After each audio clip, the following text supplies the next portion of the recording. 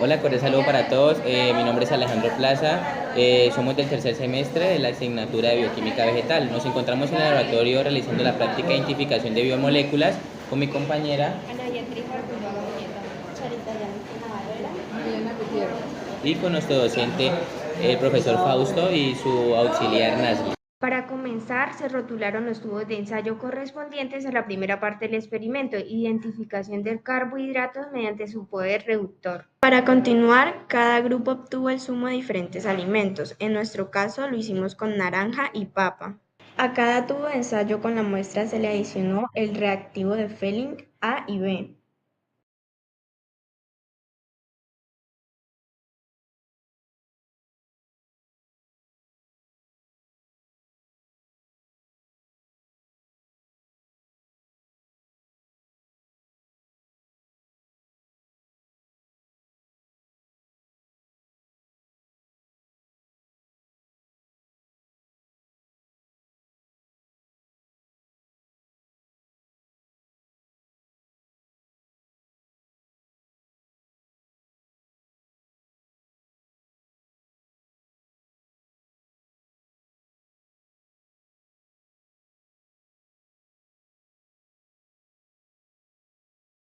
Y se llevaron las muestras a la placa de calentamiento en baño María por 4 minutos a 80 grados centígrados.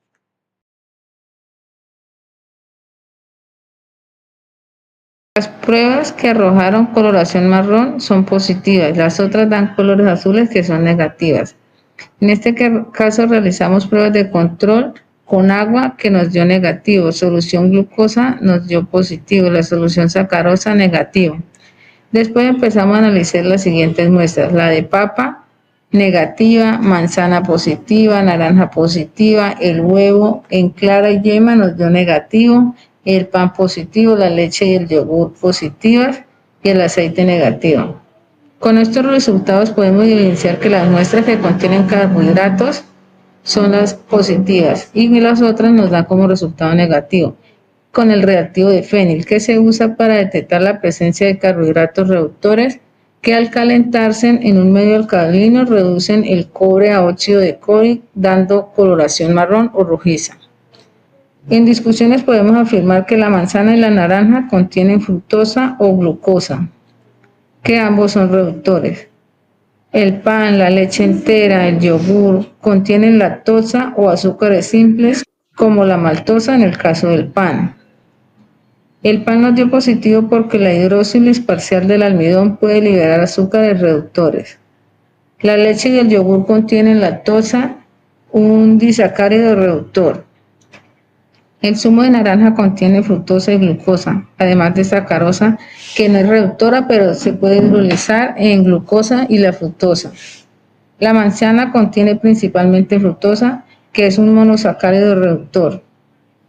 La papa, a pesar de que es muy rica en almidón, no reaccionó porque el almidón no tiene grupos aldehídos libres para la reducción en el reactivo de Fehling. En esta parte ya estábamos limpiando y organizando los tubos de ensayo para continuar con el segundo procedimiento. Estas eran algunas de las muestras antes y después de agregarle el reactivo de Biuret. En la discusión hablamos que al agregar un ml del reactivo de Biuret en agua no contiene proteínas, por lo que al agregarle el reactivo de Biuret, que reacciona con los enlaces peptídicos de las proteínas, no se observa ningún cambio de color. Esto indica un resultado negativo, lo que significa que no hay proteínas presentes en el agua. Al utilizar la albumina, es una proteína que tiene enlaces peptídicos, el reactivo de Biuret contiene sulfato de cobre en una solución alcalina. Cuando se agrega a proteínas como la albumina, los iones de cobre forman un complejo coordinación con los enlaces peptídicos, lo que provoca un cambio de color violeta. La intensidad del color es directamente proporcional a la concentración de proteínas. Por eso, al agregar Biuret a la albumina, se obtiene un resultado positivo para proteínas. Bueno, con la papa, la cantidad de proteínas extraídas del jugo de papa es muy baja, por lo que hay suficientes enlaces peptídicos para reaccionar con los iones de cobre del reactivo de Biuret y formar el complejo de violeta característico. Esto resulta una prueba negativa para proteínas. Manzana. El zumo de manzana contiene muy pocas proteínas, por lo que la cantidad de enlaces peptídicos es insuficiente para reaccionar con el reactivo de Biuret, formar el complejo violeta característico, pues negativo para presencia de proteínas. Naranja. El zumo de naranja contiene muy pocas proteínas, por lo que la cantidad de enlaces peptídicos es insuficiente para reaccionar con el reactivo de Biuret y formar el complejo violeta característico. Esto también resulta negativo para proteínas. La clara de huevo es muy rica en proteínas, especialmente en albumina. Al agregar el reactivo de Biuret, los iones de cobre se unen a los numerosos enlaces peptídicos presentes en esta proteína, formando un complejo de color violeta. La intensidad de este color es proporcional a la cantidad de proteínas en la muestra, por lo que un color violeta intenso indica una alta concentración de proteínas. La yema de huevo contiene proteínas pero en menor cantidad que la clara y su reacción con el reactivo de Biuret es menos intensa. La yema es rica en lípidos que podrían interferir con la reacción, reduciendo la intensidad del color. Además, la solubilidad de sus proteínas puede ser diferente a la de la clara, y al ser menor la concentración de proteínas, esto explica por qué la cantidad detectada es baja. El pan está compuesto principalmente de carbohidratos y tiene una baja concentración de proteínas. Además, durante el horneado, las proteínas se desnaturalizan y se integran a una red de gluten que dificultan su extracción de solución. Por ello, al añadir un ml de reactivo de Biuret, el extracto del pan, la cantidad de proteínas solubles es insuficiente para formar el complejo violeta, dando un resultado negativo. La leche. Cuando usamos la leche y agregamos un ml de reactivo de Biuret, se muestra la presencia de proteínas debido a que el reactivo reacciona con los enlaces peptídicos que contienen las proteínas. La leche tiene proteínas como la caseína y las proteínas del suero, que reaccionan con iones de cobre y forman un complejo violeta. Esto ocurre porque los enlaces peptídicos en las proteínas se unen con los iones de cobre presentes en el reactivo. El yogur.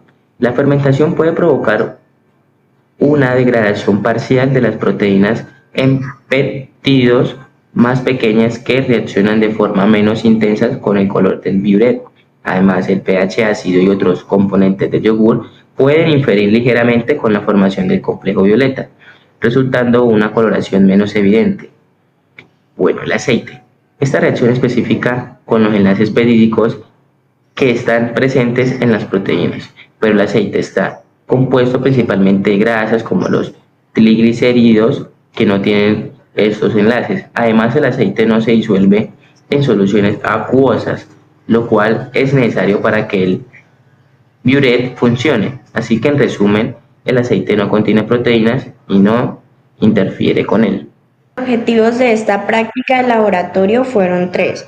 Como primero, demostrar la existencia de diversas biomoléculas en los alimentos. Segundo, distinguir los distintos tipos de biomoléculas a través de ensayos cualitativos. Y por último, detectar la presencia de carbohidratos, lípidos y proteínas en alimentos de origen tanto vegetal como animal. Muchas gracias.